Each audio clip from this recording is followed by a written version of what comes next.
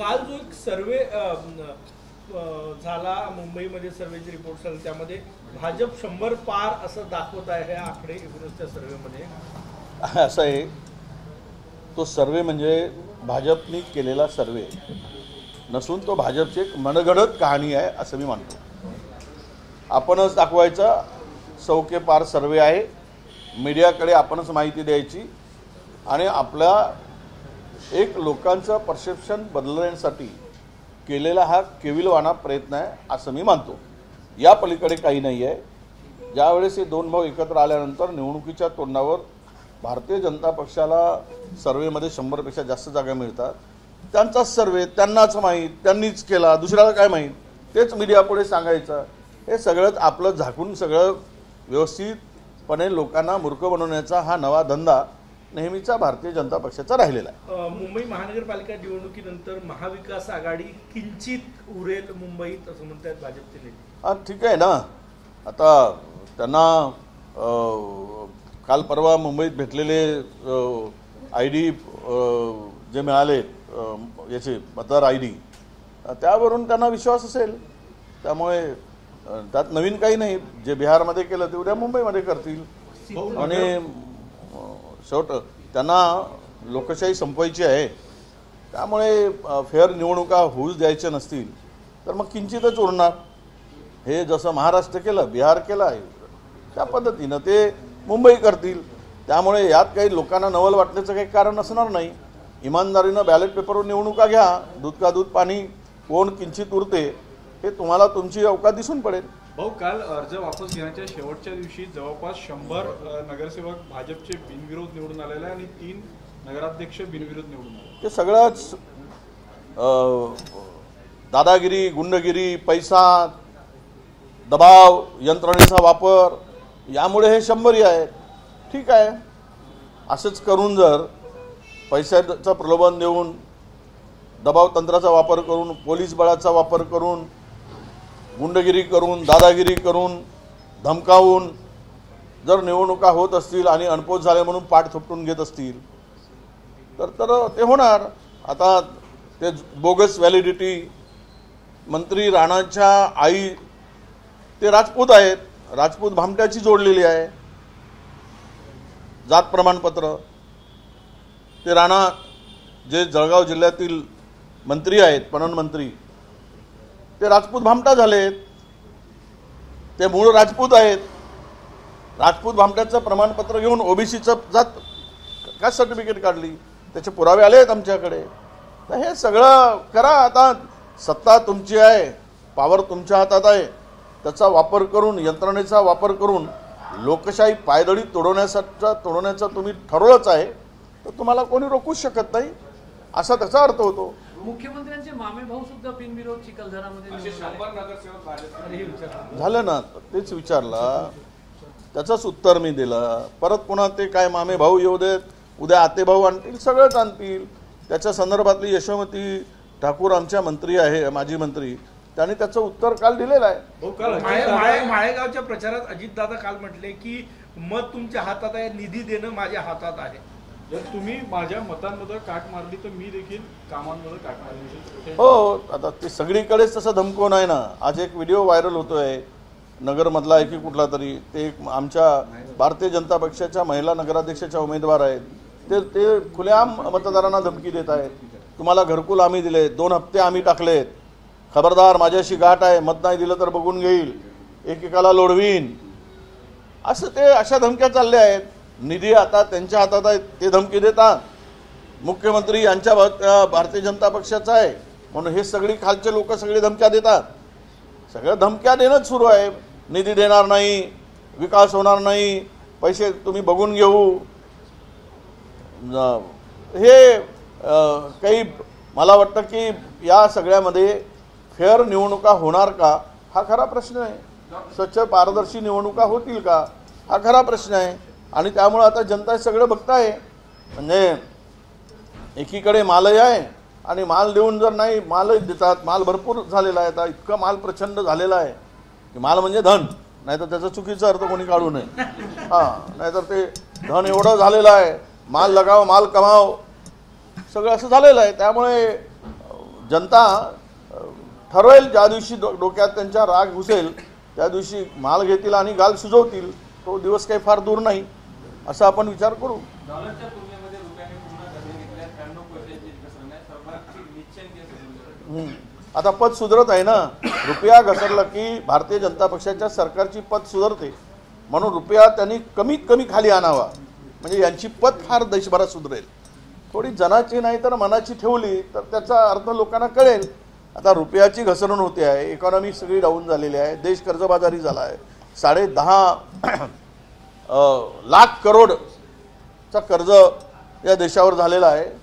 आणि हे सगळं होत असताना त्यांना पुन्हा पाठ थपटपून घेतात, सगळे मॅगझिनवर छापून घेतात की भारतीय जनता पक्षाचं सरकार, मोदी सरकार कशा पद्धतीनं काम करते हे दाखवण्याचा पुन्हा प्रयत्न आहे. मला वाटतं की बांगलादेशापेक्षा, नेपाळपेक्षा, जेवढ्या नेबर कंट्रीज आहेत त्यांच्यापेक्षाही आता रुपयाची स्थिती ही केविलवाणी झाली आहे.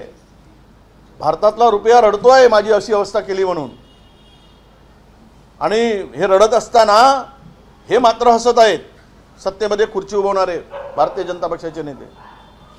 का रुपया घसरतो आहे, का रुपयाची किंमत कमी होते आहे, तुमचा इम्पोर्ट एक्सपोर्टवर का परिणाम झाला, तुमचा GDP मॅन्युक्युलेटेड करून का दाखवत आहे, याचं सगळं आहे. पण आता छापणारे सत्य दाखवणारे नाही, सत्य येणारच नाही. सत्य कोणी पुढे आणला की त्याला संपवण्याचं जर काम होत असेल तर देश उद्या कंगाल होऊन भीक मागणारा रस्त्यावर या सगळ्या देशाची स्थिती जगामध्ये ही पुढे बघायला मिळेल. पुणे जमीन घोटाळा प्रकरणी सध्या जबाब नोंदवण्याचं सुरू आहे. आरोपी एक जे शीतल तेजवानी यांना VIP ट्रीटमेंट देण्यात आली, तर दुसरी जे तक्रारदार आहे खरे पीडित जे आहे त्यांना साधं पाणी सुद्धा विचारण्यात नाही आलेलं आहे. एकूण ती जी ट्रीटमेंट जी मिळते ज्या पद्धतीने, बरोबर आहे ना. माल घेणारा कोण आहे, तर तेजवानीकडून घेणारा जे जमीन आहे ते तो माणूस इतका मोठा आहे की त्याला जमीन विकणारी गरीब कशी. जो व्यवहार 300 करोडचा होतोय, आता आजकाल जर संपत्ती पाऊंड ट्रीटमेंट मिळत असेल, धन पाऊंड ट्रीटमेंट मिळत असेल तर गरिबांनी न्यायाची अपेक्षाच ठेवू नये. गरिबाला न्याय दुरापास्त झाला आहे. गरीब पोलीस स्टेशनची पायरी चढू शकत नाही अशी अवस्था झाली आहे. गरीब कोर्टामध्ये जाऊ शकत नाही न्यायासाठी. ही व्यवस्था देशामध्ये निर्माण झालेली आहे. आणि त्याचाच तो एक भाग आहे की तेजवानीला VIP ट्रीटमेंट आणि इतरांना मात्र वाईट ट्रीटमेंट. म्हणजेच हे सगळं प्रकरण यांची मिलीभगत आहे हे आता सिद्ध झालेलं आहे. हे थोडासा पुढे आलं म्हणून, नाही तर आतापर्यंत हे 1800 कोटीची जमीन घशात घातली असती. अशा करोडोच्या जमिनी आता घशात घातलेल्या आहेत. पुढे येईल ते, त्याचं सर्च सुरू आहे, सगळे माहिती मागवणं सुरू आहे आमची. सत्तेचा मोर्चा एकत्र काढला आणि मग निवडणुका वेगळ्या का शरद पवार साहेबांनी काल काँग्रेसला विचारणा केली आणि एकत्र चर्चा व्हावी. हे बघा, मोर्चा एकत्र आम्ही काढला तो मतचोरीच्या संदर्भातला होता, मतदार याद्या स्वच्छ करण्याच्या संदर्भातला होता. शेवट आयडिओलॉजीचा विषय जो येतो तिथे मनशेशी आमची वैचारिक आयडिओलॉजी किंवा आमच्या विचारधारा त्याच्याशी जुळत नाही. त्यामुळे त्या ठिकाणी तो विषय आलेला असावा. पण पवारसाहेबांनी जे भूमिका घेतली की आपण आघाडीत लढलो पाहिजे, त्या संदर्भात आपण सगळे मिळून भाजपला हरवण्यासाठी, भाजपसारख्या या धर्मांध शक्तीला संपवण्यासाठी एकत्र येण्याची आवश्यकता आहे. आणि त्या संदर्भात आम्ही सकारात्मक आहोत असं माझं मत आहे. शासकीय कंत्राटदार जे आहेत त्यांनी परत एकदा काम थांबवलेलं आहे. येत्या हिवाळी अधिवेशनाच्या निमित्तानं जे काम सुरू होतं त्याची डेडलाईन 1 तारखेपर्यंत होती, पण ती आता ती पूर्ण होणार नाही असं दिसतंय. आणि 150 कोटी जे मागच्या वर्षीचे शिल्लक होते फक्त 20 कोटीच रिलीज केले आणि त्यामुळे आता प्रश्नचिन्ह निर्माण नाही. द्यायला पैसे कुठे आहेत? बंगले बनवायला पैसे आहेत, बंगल्यांना 5 स्टार हॉटेलसारखं बनवायला पैसे आहेत, पण कंत्राटदारांना पैसे नाहीत, शेतकऱ्यांच्या कर्जमाफीसाठी पैसे नाहीत, आत्महत्या करतायत कंत्राटदार. आता काम कशाला करतील? थोडे पैसे द्यायचे आणि काम करून घ्यायचं आणि मग त्याला 5%, 2%, 10% असे पैसे देत राहायचे. 5-5, 10-10 वर्ष जर पैसे घेतले, बँकांचं कर्ज काढून कंत्राटदारांनी काम केलं आहे, हात उसने घेऊन केलं आहे, जमीन गहाण ठेवून केलेलं आहे.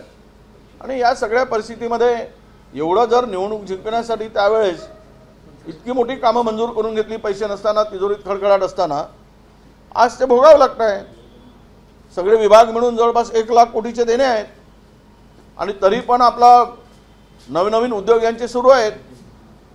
आपल्या आमदारांना पैसे देणं, अधिकचे पैसे देणं, म्हणजे ठेकेदाराचे पैसे द्यायला नाही पण आमदारांना मात्र अधिकचे पैसे देण्यासाठी पैसे आहेत.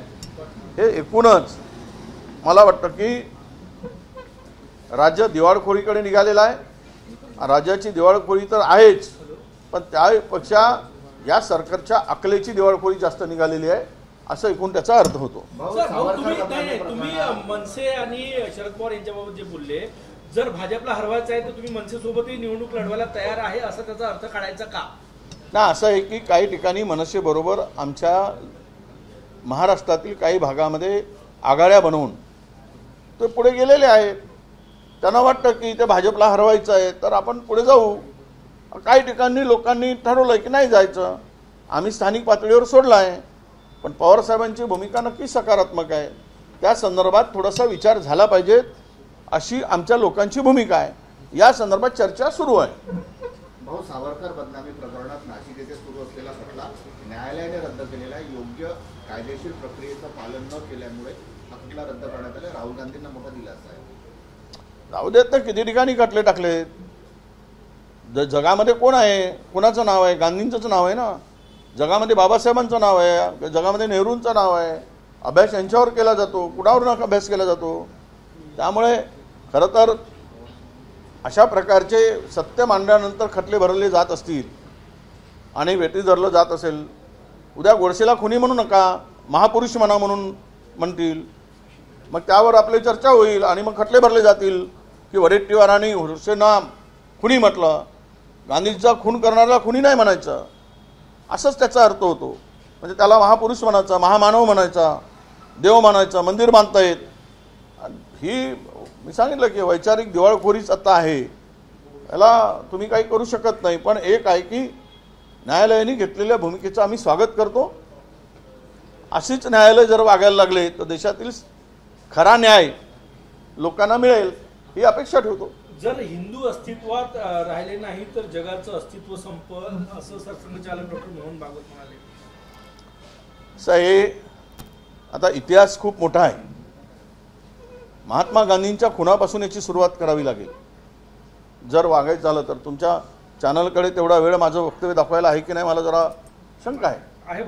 म्हणजे टिळकांना बघा, महात्मा ज्योतिबा फुल्यांनी छत्रपती शिवरायांची समाधी शोधली आणि शिवजयंतीचा कार्यक्रम महाराजांचा सुरू केला. त्यानंतर आमच्याच याच्यात टिळकांना वाटलं की त्याने आपण गणपती उत्सव सुरू करावा आणि त्यांनी गणपती उत्सव सुरू केला. यामध्ये धार्मिक कुठे आला आहे? शिवाजी महाराजांच्या जयंतीमध्ये धार्मिकता आली की गणपती उत्सवामध्ये आली. ठीक आहे, धार्मिक म्हणून आपण धर्म म्हणून स्वीकारलं त्याला. पण मूळ ज्या वेळेस गांधीजींनी काँग्रेस सामान्य माणसापर्यंत पोचवली त्यावेळेस मात्र थोडासा मनोवादी विचार असलेल्यांच्या डोक्यामध्ये गांधीच्या संदर्भातला राग निर्माण झाला. गांधींचा खून काही केवळ एका 55,00,000 कोटी रुपये दिले म्हणून होता. गांधींच्या खुनाचा प्रयत्न 4 वेळा झाला आणि शेवट संपवलं. स्वातंत्र्याच्या पूर्वी झाला. खरं तर याचा इतिहास खूप मोठा आहे. ज्यावेळेस आपण गांधींच्या खुनापासून विचार करतो आणि पुढे जातो तर इथे गांधीजींचे विचार सर्वांना घेऊन चालणारे होते. त्याच वेळेस जी मंडळी काँग्रेसच्या मंत्रिमंडळात होती त्यांचे विचार वेगळे होते. त्यांनी त्यापासून परावृत्त होऊन आपले वेगळे विचार मांडले. जगाचा विचार केला. हा हिंदू शब्द जो उठून आला, पूर्ण पहिले ब्राह्मण संस्कृती होती. मग त्याला 2% लोकांनी काही संपूर्ण देश आपण ताब्यात घेऊ शकत नाही म्हणून हिंदू शब्द आला आणि हिंदू संस्कृती सुरू झाली. हे इतिहास आहे, लपून काही राहिला नाही. ठीक आहे, आता हिंदू म्हणण्यापेक्षा संतांनी जे विचार पेरलेत या देशामध्ये, संत महात्म्यांनी, की हा देश इंग्रजांनी जे काही दरी निर्माण केली हिंदू मुस्लिमांची, त्याच्या पलीकडे देश न्यायचा असेल तर मानवता दृष्टिकोन ठेवून देशाला पुढे नेलं पाहिजे. माणुसकीच्या दृष्टीनं पुढे नेलं पाहिजे. हे विचार होते, हेच भूमिका होती.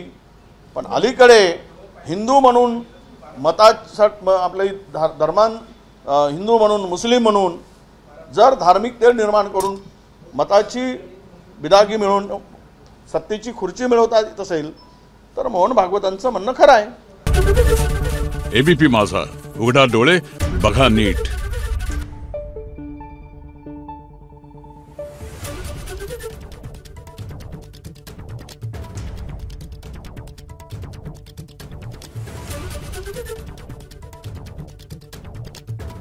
Thank you.